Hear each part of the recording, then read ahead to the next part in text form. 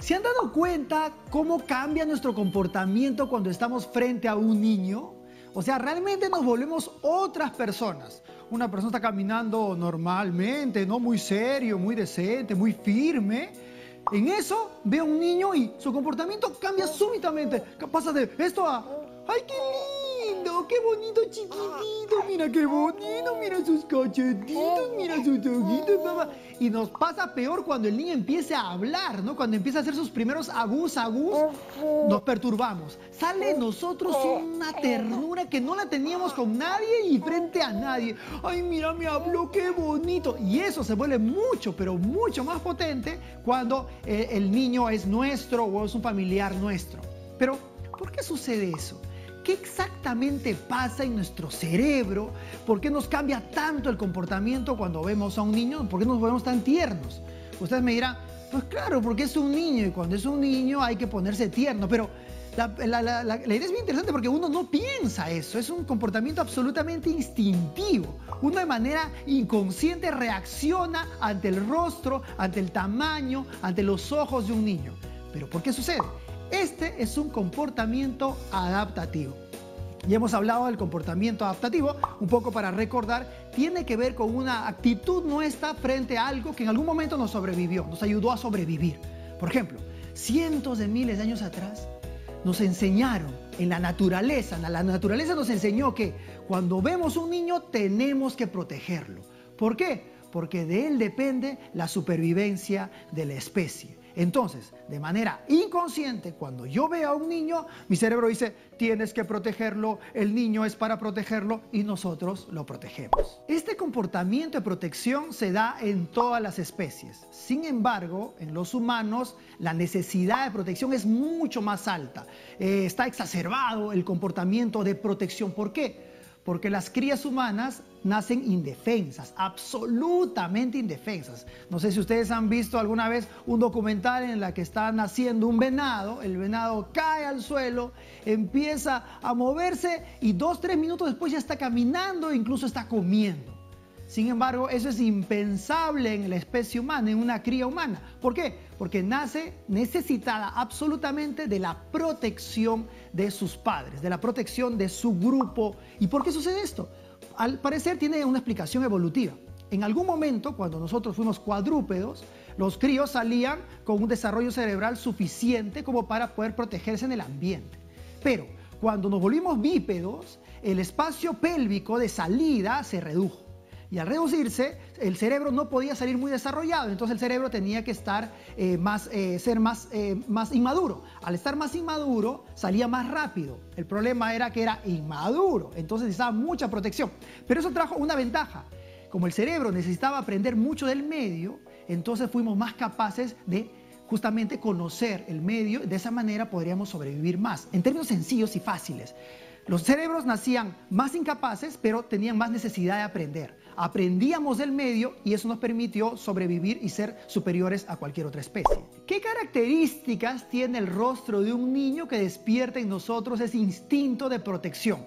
4 características. Primero, ojos grandes. Caemos enternecidos ante unos ojos grandes. Segundo, una nariz ensanchada, pequeña y ensanchada. Tercero, un mentón pequeño también. Y cuarto, una frente redondeada. Esas 4 características hacen que nosotros, de manera inconsciente, digamos, este niño necesita protección, necesita cuidado, necesita cariño, necesita abrazos. Miren ustedes lo interesante de esto. ¿Recuerdan ustedes ese el gato con botas? Y el rostro que hacía el gato con botas, que no podía hacer otra cosa de nosotros que decir, ¡ay, qué lindo gatito! ¡Ay, qué bonito! Y es el mismo efecto con los niños, pero de una manera mucho más sutil. El gato con botas mostraba unos ojos súper grandes, una cabecita súper redondeada, una naricita de gato. Y también seguramente es por eso que nos encantan los gatos. La gente puede mirar horas de horas videos de gatitos cayéndose, jugando, divirtiendo, porque eso nos despierta una ternura. Entonces, todo lo vemos con más tranquilidad y también nos relajamos. En el mundo del marketing, por ejemplo, se utiliza mucho esta estrategia. Por ejemplo, algunos dicen que el famoso sapito, el auto sapito, tiene la misma estructura de un rostro de un niño. Ojos grandes, una cabecita redondeada, una naricita ensanchada, y eso hace que, digamos, qué bonito es este carro, cómo quisiera tener este carro. Incluso muchos le ponen hasta nombre a ese tipo de carros. Miren ustedes cómo de manera absolutamente inconsciente nosotros nos comportamos ante el rostro de un niño y empezamos a transferir ese mismo rostro a otros objetos que se parecen y que son de la misma manera.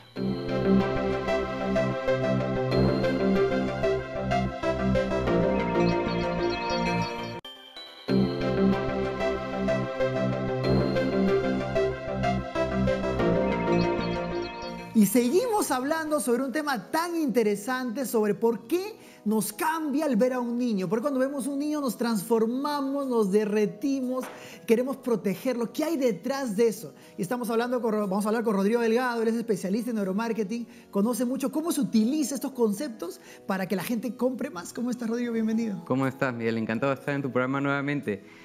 Bueno, acá estamos hablando del principio de la neotenia o el cachorro, ¿no? Que es este fenómeno que nos invade y hace que actuemos de manera distinta cuando vemos a un bebé o a un cachorro. Pero ¿qué es exactamente lo que nos sucede acá, ¿no? Básicamente este principio, lo que es antropológico, por cierto, evidencia un comportamiento biológico que tenemos todos los seres humanos. Claro. O sea, esto no se trata de que si eres de un país determinado, una cultura, pasa en absolutamente todos. Y es que nosotros, por biología, por naturaleza, estamos siempre buscando la conservación de nuestra especie y proteger a aquellos que son más pequeños que nosotros o nuestras crías. Claro. En la época, ¿no? Cavernícola, como tú lo decías en otros programas. Entonces, ¿qué es lo que sucede? Cuando nosotros tendemos a ver algo que tiene una proporción de cabeza grande o de ojos grandes con respecto al tronco o al cuerpo, automáticamente queremos defender o proteger eso que estamos viendo. Interesante, ¿no? O sea, esto no pasa por nuestra racionalidad. Es absolutamente inconsciente. Total. Tú has traído ese cachorro que es tan interesante, ¿no? Porque habla mucho de... Tú ves una carita así, a ver si lo pueden mostrar y ponchar así a close-up, ¿no? Tú ves una carita así y te da ganas de decir, ¡oh, qué bonito!, ¿no? Así es. Y es que están jugando con tus principios biológicos, ¿no? Así es, Miguel, efectivamente. Y esto no solamente se aplica a seres vivos, también se puede aplicar de cierta manera a objetos. Por eso es que normalmente vemos... Como como este, así es. Objeto, ¿no? Pero normalmente, por ejemplo, en el tema de los autos, ¿no? Hay marcas de autos como por ejemplo el Mini Cooper, claro, o el Volkswagen Beetle, que tiene esta proporción de los faros grandes, redondos. Buscan imitar la misma situación. Así es, así es. Ahora, claro, esto no significa que cada vez que tú veas un Volkswagen o un Mini Cooper lo vas a comprar. Claro. Pero de que te llama la atención, te llama la atención. Y te genera ternura también, ¿no? Así es. No por gusto, bueno, ahora ya entiendo por qué Mickey Mouse es tan popular. Claro. Los Minions de la película del villano favorito. O sea, los diseñadores, cuando construyen sus creaciones, toman en cuenta estas características. O el mismo gato, este famoso gato con botas que en la película, claro, hace los ojos grandes y todo el mundo hace oh. Ese oh de ternura es porque se han metido en lo más profundo de tus principios biológicos. Así es. ¿Y qué es lo que busca el principio de la neotenia? La etimología o la separación de la palabra neotenia se divide en dos. Neo, joven, tenien, extenderse. O sea, tú quieres buscar extender la juventud que se aplica también en las personas. Te doy un ejemplo, ¿no? Nosotros encontramos a una persona adulta, pongámosle de 40 a 60 años. ¿Por qué en esa época de nuestras vidas esta persona le gustaría, por ejemplo, comprarse un auto deportivo, ¿no? Muchas personas dicen que es porque es lo que está de moda, porque es rápido, por características del auto. Ajá. Cuando en verdad lo que está buscando esta persona es extender su juventud, no sentirse ya adulto, maduro, porque tiene miedo de pasar al olvido, ¿no? De pasar de moda. Claro. Eso también se evidencia un poco en el principio de la neotenia. Claro, porque o sea, de hecho, dentro de las famosas crisis, ¿no? Las crisis de los 40 es una crisis que evidencia tu salida de moda. O sea, tú ya estás saliendo de esa juventud, entonces uno empieza a comprar cosas que lo compraría un joven si tuviera recursos, ¿no? Así es. O hacer deportes extremos, por ejemplo. Así es, y esto es totalmente, o sea, estamos hablando de una acción totalmente irracional. Sí. Quiero volver a usar este objeto porque me parece súper divertido, a ver si lo ponchan nuevamente y tratemos de analizar qué tiene de específico, o sea, para decir, ya, ¿cómo hago si yo quiero, no sé, diseñar un producto? ¿Qué cosa tendría que obtener o qué tendría que ponerle a ese producto para que tenga las características de atracción y ternura, ¿no? Observen aquí, qué simpático me veo con esto. Ya, primero, aquí en esta, ¿no? Miren los ojos grandes y pensemos en los niños, ¿no? Porque los niños tienen esa característica, ojos grandes, con respecto a su rostro, al tamaño de su cara, ojos grandes, ¿no? Mira, acá es, ¿no? Acá está, ojos grandes. Segundo, cabeza redonda y frente ancha. Y tú dices, oye, pero ¿cómo vas a comparar un perro con un niño? Pero en los cachorros, en los mamíferos por lo menos, todos más o menos tenemos lo mismo. Así es. ¿No? Entonces, una frente amplia, miren la foto de un niño y sus características son bastante similares. Y mentón pequeño. Bueno, en este caso ya está un poco deformado el mentón. Esta parte, por ejemplo, no es tan divertida. Pero toda esta parte de acá arriba sí es súper divertida. Es predominante, ¿no? Efectivamente, y te llama mucho la atención porque prácticamente la cabeza no te permite ni siquiera ver el cuerpo. Sí, ¿no? Entonces, es verdad. Y por eso es que cada vez, bueno, los que somos padres, cuando nacen nuestros hijos y empiezan a caminar, lo primero que hacen es la cabeza es tan pesada, tan grande respecto al cuerpo, que no les permite equilibrarse y se paran cayendo, yéndose para un lado o para el otro, ¿no? Y claro, es clave en nosotros, en los humanos específicamente, nuestra protección con el crío.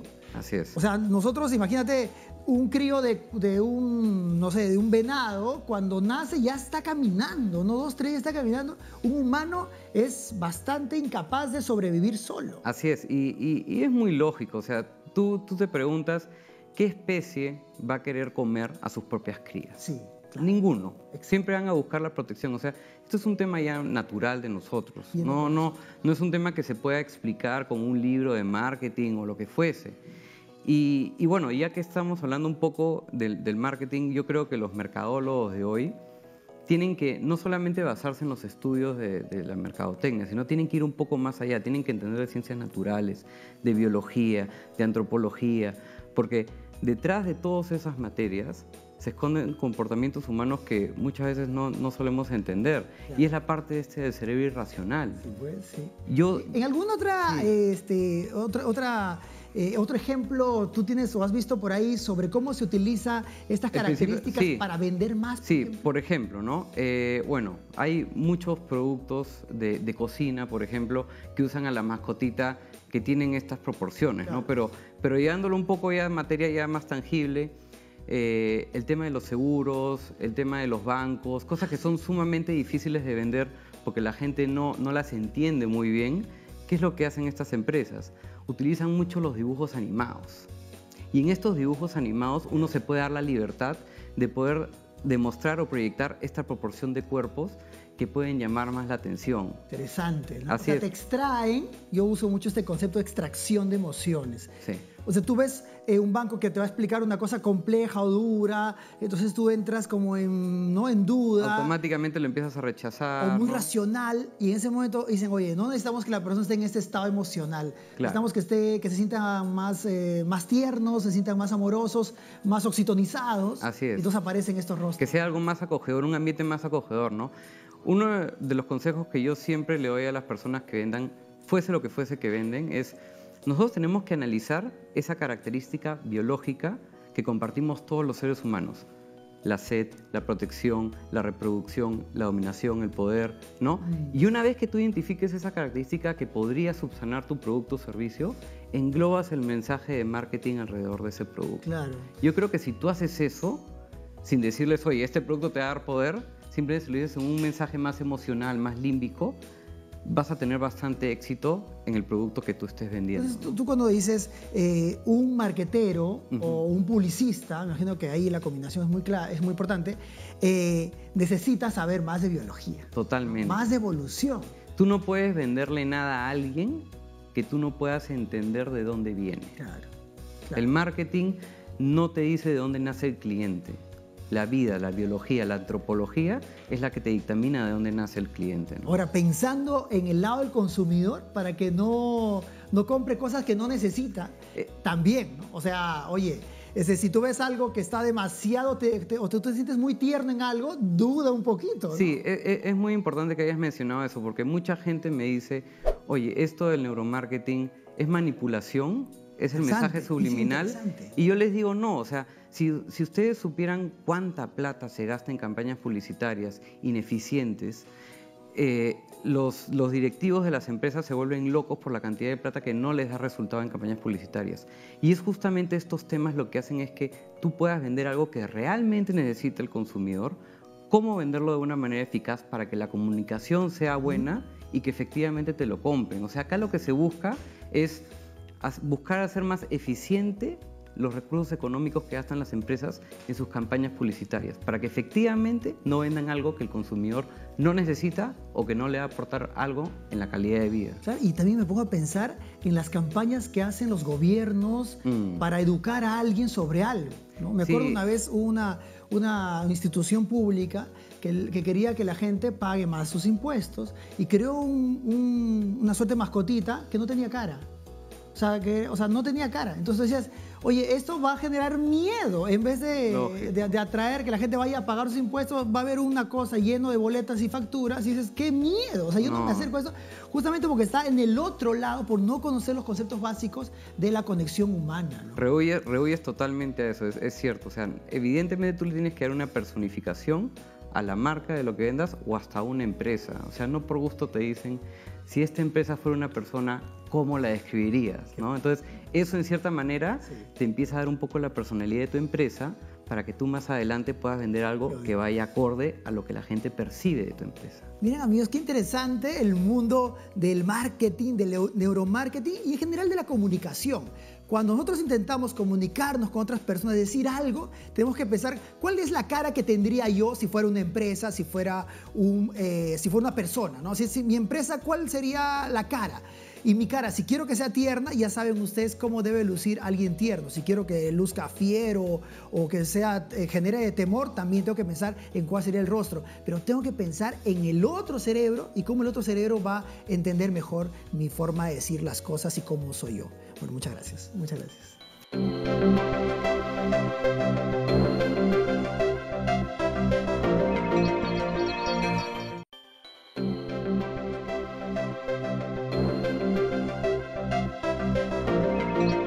¿Sabías que el cerebro de un delfín nace 51% desarrollado, el de un chimpancé 62% y el de un humano solo 26%?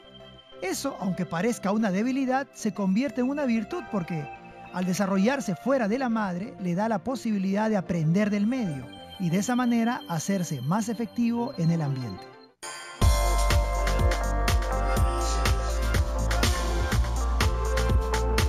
La rara del día de hoy es instinto. Yo sé que ustedes han escuchado la palabra instinto muchas veces y seguramente hasta lo han usado. Vamos a definirlo para tener bien clarito qué significa. Instinto es un comportamiento innato e inconsciente que lo heredamos de generación en generación y reaccionamos ante una situación específica de la misma manera que toda nuestra especie. O sea, sin darnos cuenta sale nuestro instinto ante una situación. Digamos que estás tú tranquilo y alguien empieza a molestarte, sale tu instinto de rabia. En cambio, si ves a una persona, supongamos, muy bonito, muy bonita, te sale un instinto de mirarlo más. Eso es la palabra instinto. ¿Cómo puedo utilizar instinto en la vida diaria? Por ejemplo, un día cualquiera, tú estás manejando tu carro, relajado, y en eso, ¡pum!, te choca el carro, una persona, sales desesperado, empiezas a molestarte y notas además que tu rostro cambia, se pone más rojo. ¿Por qué? Porque tu cuerpo se está preparando para la lucha, para que el otro se dé cuenta que estás muy molesto y tus caninos empiezan a elevarse, empiezan a mostrarse, o sea, algo así como que... Hay algunas investigaciones que muestran que uno cuando está a punto de pelearse, su mandíbula se eleva, entonces tú estás... ¿Sabes qué? Tu instinto animal está a punto de clavar sus caninos en el cuello del otro.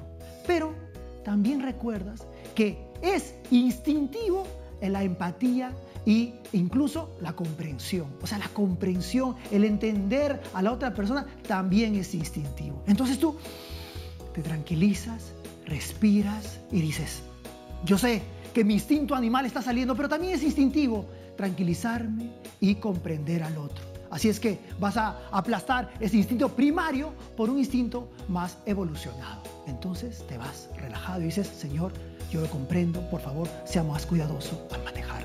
Esa fue la rara del día de hoy, instinto.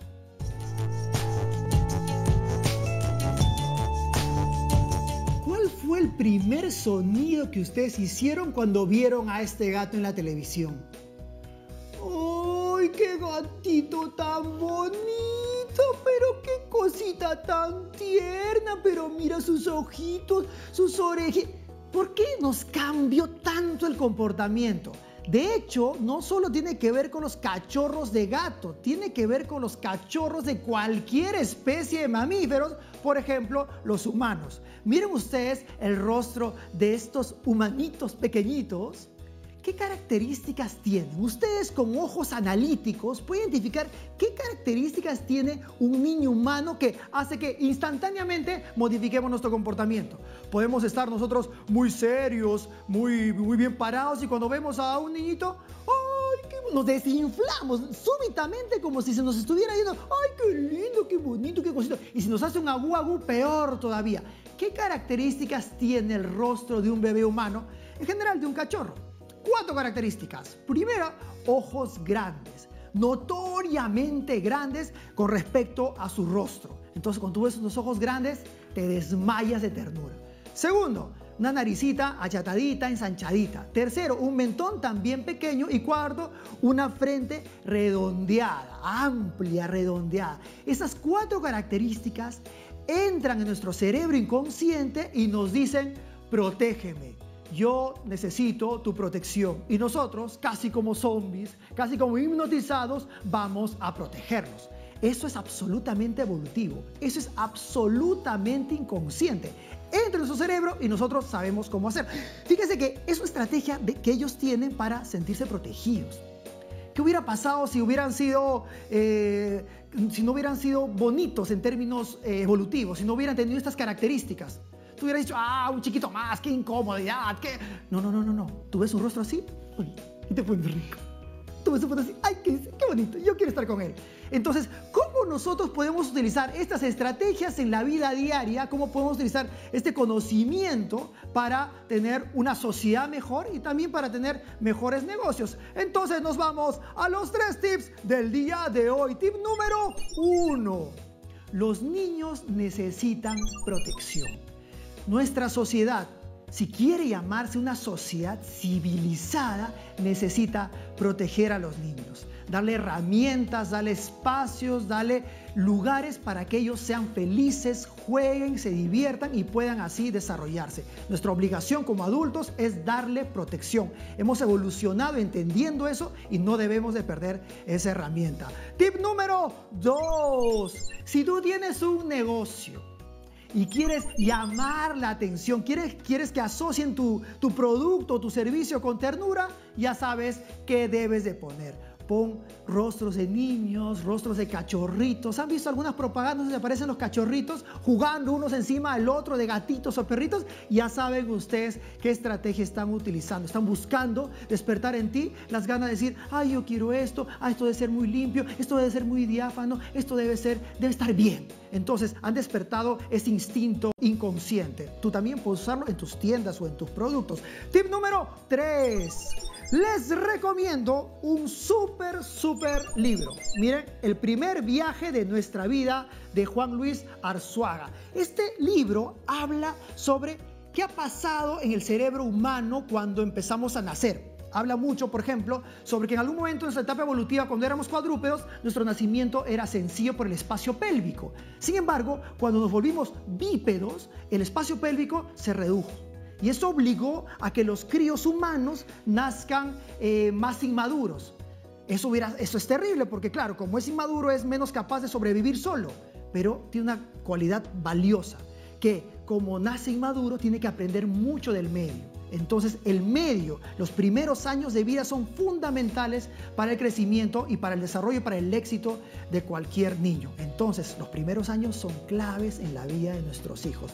Mis queridos amigos, eso ha sido todo por el día de hoy. Nos vemos pronto. Visiten, no se olviden, nuestras redes sociales en Facebook, en Twitter. Escríbanos cuando quieran. Nosotros estamos listos para atenderlos. Nos vemos pronto aquí en La Neurona Reina. Chau, chau, chau, chau.